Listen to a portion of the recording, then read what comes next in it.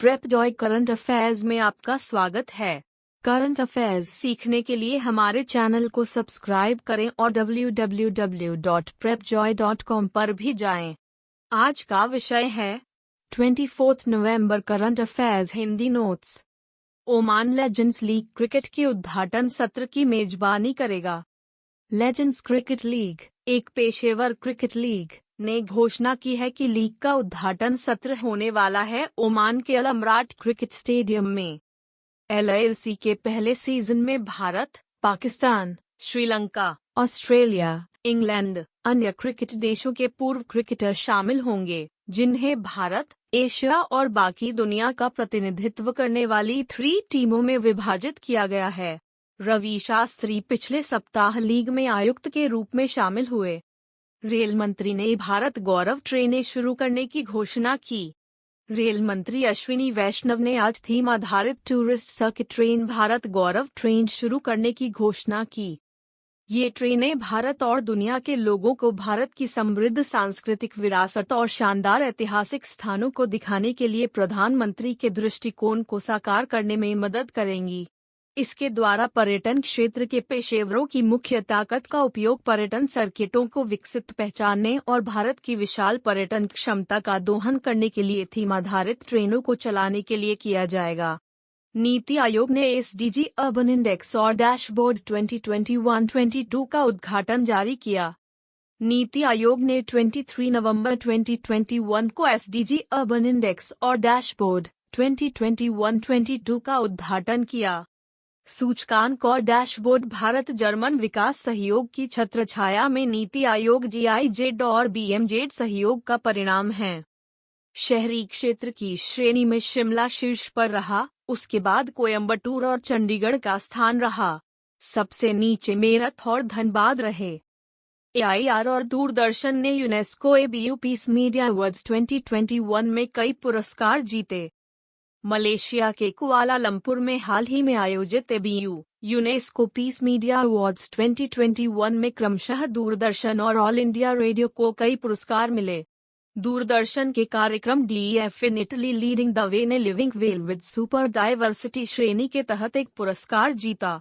All India radio के कार्यक्रम living on the edge the coast life ने नैतिक और प्रकृति के साथ सतत संबंध की श्रेणी में एक और पुरस्कार जीता। तमिलनाडु ने तीसरी सैयद मुश्ताक अली ट्रॉफी जीती।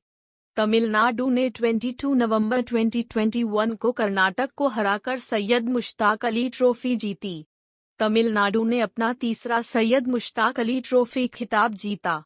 फाइनल दिल्ली के अरुण जेटली स्टेडियम में खेला गया। शाहरुख खान को मैन ऑफ द मैच चुना गया। बल्गेरियाई राष्ट्रपति ने स्पष्ट रूप से फिर से चुनाव जीता। बल्गेरियाई राष्ट्रपति रुमेन रादेव ने 21 नवंबर 2021 को राष्ट्रपति चुनाव जीता। उन्होंने अब दूसरा 5 साल का कार्यकाल हासिल कर लिया है और जनवरी 2022 में औपचारिक रूप से फिर से नियुक्त किए जाएंगे। रादेव ने चुनावों में अनास्तास गेर्दजिकोव को हराया। वह वायुसेना के पूर्व कमांडर हैं। बच्चों के लिए भारत की पहली वर्चुअल साइंस लैब 22 नवंबर को लॉन्च हुई। केंद्रीय विज्ञान और प्रौद्योगिकी राज्य मंत्री जितेंद्र सिंह ने 22 नवंबर 2021 को CSIR जिज्ञासा कार्यक्रम के तहत बच्चों के लिए भारत की पहली वर्चुअल साइंस लैब लॉन्च की।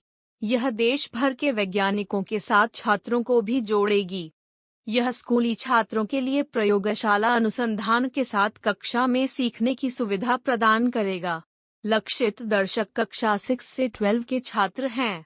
पातालपानी रेलवे स्टेशन का नाम बदलकर तांत्या मामा रेलवे स्टेशन किया जाएगा। मध्य प्रदेश के मुख्यमंत्री शिवराज सिंह चौहान ने इंदौर के पातालपानी रेलवे स्टेशन का नाम बदलकर तांत्या मामा रेलवे स्टेशन करने की घोषणा की है। इंदौर बस स्टैंड का नाम भी उन्हीं के नाम पर रखा जाएगा। तांत्या भीलिया तांत्या मामा 1878 और 1889 के बीच भारत में सक्रिय एक डकैत दस्यु थे। उन्हें भारतीयों द्वारा एक वीर व्यक्ति के रूप में पहचाना जाता है। उन्हें भारतीय रॉबिन हुड भी कहा जाता था। DMRC ने पहला प्रोटोटाइप विकसित ड्राइवर प्रशिक्षण प्रणाली लॉन्च की। दिल्ली मेट्रो ने स्वदेश में विकसित rolling stock driver training system RSDTS का पहला प्रोटोटाइप लॉन्च किया। यह चालक प्रशिक्षण प्रणाली भारत इलेक्ट्रॉनिक्स लिमिटेड द्वारा संयुक्त रूप से विकसित की गई है। DMRC और भारत इलेक्ट्रॉनिक्स लिमिटेड ने भी एक पर्यवेक्षी नियंत्रण और डेटा अधिग्रहण स्काडा प्रणाली के कामकाज का प्रदर्शन किया। भारत और विश्व बैंक ने शिक्षा की गुणवत्ता में सुधार के लिए ऋण समझौता किया। भारत सरकार, आंध्र प्रदेश सरकार और विश्व बैंक ने $250 मिलियन के लिए कानूनी समझौते पर हस्ताक्षर किए हैं।